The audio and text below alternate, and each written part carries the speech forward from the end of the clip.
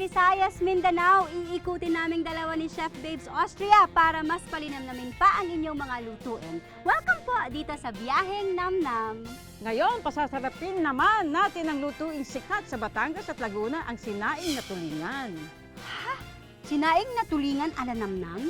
Parang gusto kong tikman yata yan. Simulan na po natin pagluluto, Chef. Sige! Kasama ang ating mga kaibigan dito ngayon. Hello!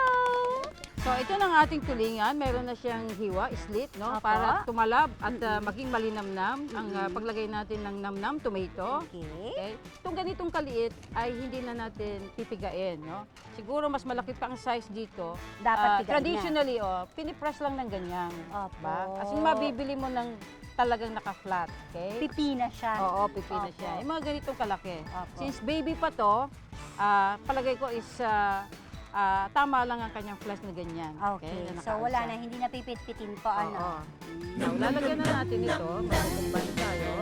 Ang Lucky Me Namnam Tomato po ay may tatlong ninamnam ng meat, bones at special spices plus a taste of real tomato. Kaya ngayon po pwedeng-pwede nang araw-arawin ang sarap tomato sa halagang 4 pesos lang. And sabi ko nga, asin ang nilalagay nila, asin, kamyas. Apo. Ngayon, hindi tayo gagamit ng asin, Yes. gagamit tayo ng namnam original. Okay. Ito na po, pang all-around seasoning po ito. Mhm. So may kulay na, may lasa pa. At amoy. Amoy. Masarap. Ang luto ng tulingan ay talagang palayok Yay! ang ginagamit. Okay? Traditional yan. Okay. So, galagay natin yan, pero maglalagay muna tayo ng kaunting hugas Hugas bigas. bigas! Yan, buksan natin. Para at least magkaroon lang siya ng steaming. Kasi malasa yun eh, di ba? Yung hugas bigas. Ayan. Oo. Tsaka, Naiipit ako! Naiipit ako! oo. Sabi po niya. Yan. Oo, tapos lalagyan ko siya ng kaunting oil. Diba? Okay. And, lalagyan na po. natin ng cover. Diyan lang kayo. Okay. Di ba napakasaya nila? Parang kumpleto sila, no? Okay. Mukhang luto. Yes. Okay, naamoy ko na. So, alisin na natin. Okay. Ready na Nako. tayo para mag-plate. Sige po. Ngayon, ililipat natin ito. Mhm. Init-init pa, ha? Opo. Oops. Oh, Miss Mami Ingat Lynn, po. ilagay Ingat yung po, ano, Chef. Plate.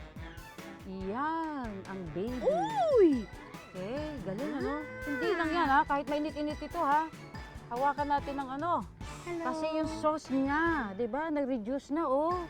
Opo. Okay, nagmantika na siya. Ayan. So, lalagyan natin siya. Ingat po, Chef. Oo, yan. Oops. Oops. Nako. I-plate na natin yan. Okay. Galing, no? O, lalagay ko uli ito. Wow. Mga misis at mga ginang sa tahanan, ito na ang sinaing na tulingan ala namnam. Yay! Para sa kompletong recipe, go to www.luckymenamnam.com.ph. Tignan nyo si Manilin, no? Kung ano magiging itsura ng kanyang face. Ay, nako! Napakalinamnam naman. Kanin, please.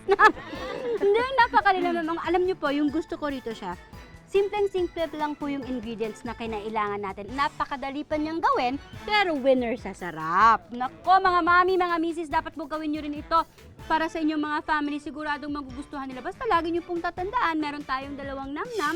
Meron tayong namnam tomato for tomato dishes at namnam original for all-around seasoning at halal certified pa. Idadagdag ko sa inyong kaalaman na alam niyo ba ito ay tumatagal ng 6 na buwan. Yes. Na nakagay sa ref.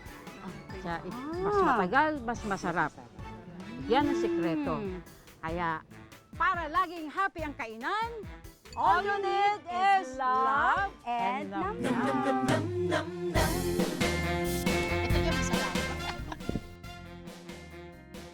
Now that I tested this namnam, namnam na lang isasama ko dito sa menu ko. Ngayon na meron siyang namnam tomato, nagustuhan ko talaga yung lasa.